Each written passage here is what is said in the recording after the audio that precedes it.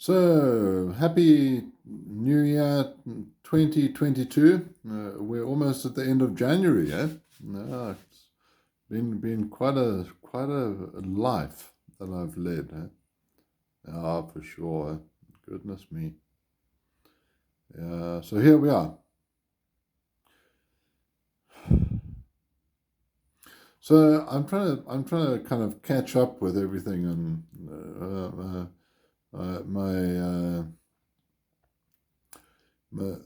my daily life and the world and trying to come to terms with who I am as a person and all that sort of thing. Yeah, for sure. That, yeah, for sure.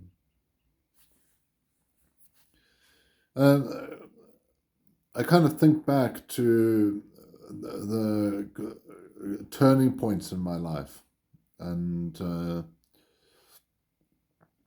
one of them was my 18th birthday.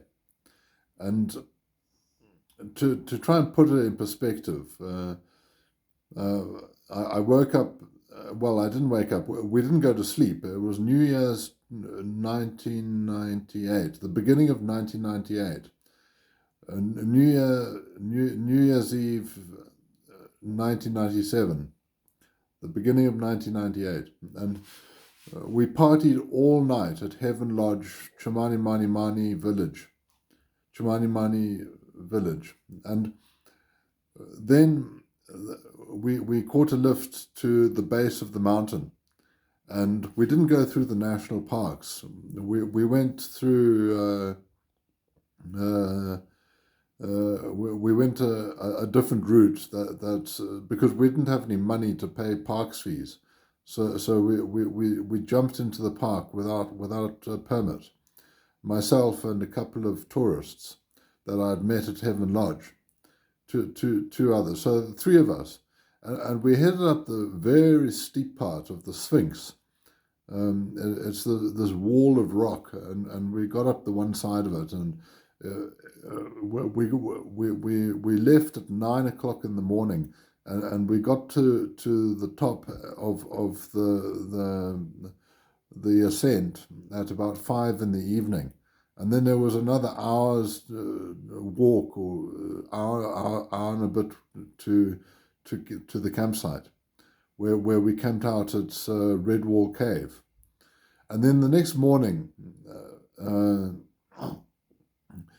the others who I went with, they didn't want to carry on into Mozambique, and I'd never been into the Mozambican side before, it was something that I wanted to do, and so we ended up parting ways, and I left them at Redwall Cave, and I continued on my own over Skeleton Pass into Mozambique, Valley of the Apostles, up the dam wall, and then I continued on, and I eventually got to Martin's Falls, which is a beautiful waterfall in the Mozambican side of the mountains, and got to Martin's Falls and found my destination, which was Kurasika Cave, big cave under this lone rock in the middle of a plain overlooking Martin's Falls. It's one of my favorite places that I've ever been to. It's just so beautiful there. And the clouds came down, and this is January the 2nd, 3rd, and 4th, I think. Yeah. And I spent 3 nights in Kurasika Cave, clouded down.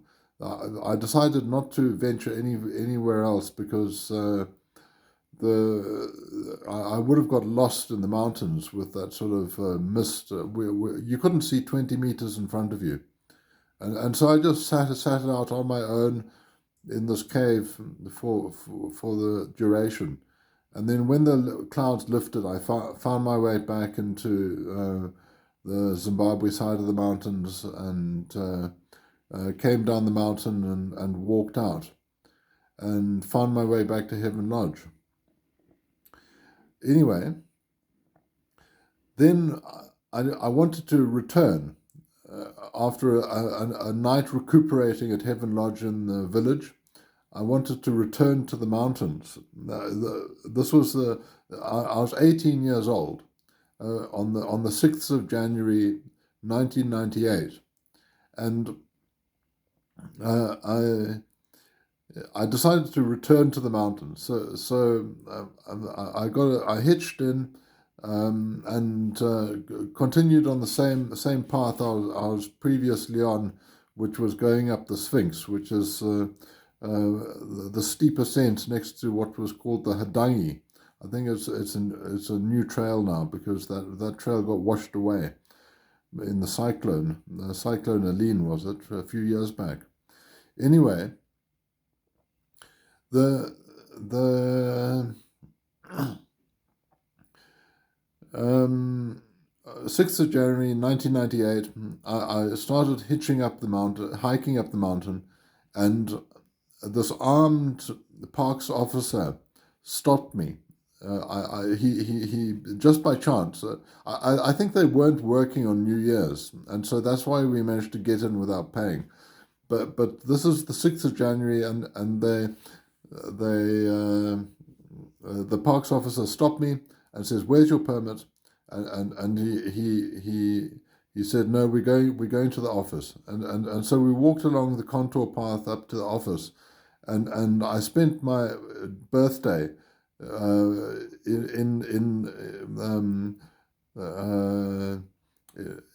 locked up at the parks office. They wouldn't let me go.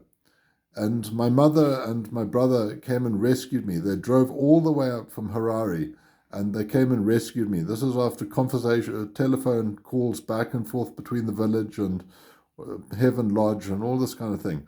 And they came all the way up to the Chimanimani Mountains from Harare and paid the fine to get me out of the office there. And Zimbabwe National Park's base camp, Chimanimani Mountains. It was an experience that I'll never forget, and especially as I'd just been to Kurosika and I just spent a week in the mountains without paying. So the moral of the story is, be safe in the mountains. Let people know where you're going. Pay your parks fees. And don't mess about with mountains. They're dangerous places, and they're also very beautiful areas of natural wilderness all over the world that we need to spend more time in. We need to spend more time in nature, and all that kind of thing. And I've been to the Chimanis a number of times since, the Chimanimani Mountains. And I've explored the Mozambican side extensively and the Zimbabwe side, and it's one of my favorite places on earth. And I'm now just turned 42 years old on the 6th of January this year. 42 years. I'm a ripe old fellow, what they call in Zimbabwe a sakuru, or a grandfather.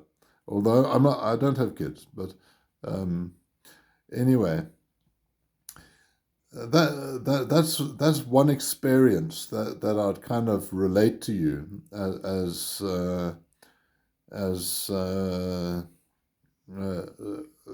because I've had many turning points in my life, and that was one that was really significant for me, because it got me involved in the outdoors, it got me involved in nature. It got me involved in environmental affairs and all that kind of thing. And fast forward to 2022, Happy New Year, and I'm still walking. People who in the neighborhoods, they know me because I go on foot everywhere. I stopped driving because of the medication I'm taking. And so either I'm getting a lift with my mother or friends that give me a lift when they see me on the road, but I'm still walking all these years later, and so I keep fit and I keep healthy, and it's been a long road for me, and in subsequent videos we'll go into other turning points I've had in my life, but that just gives you one. Here's to, and the Mozambican side of the Chimanimani Mountains has recently been turned into, designated a national park.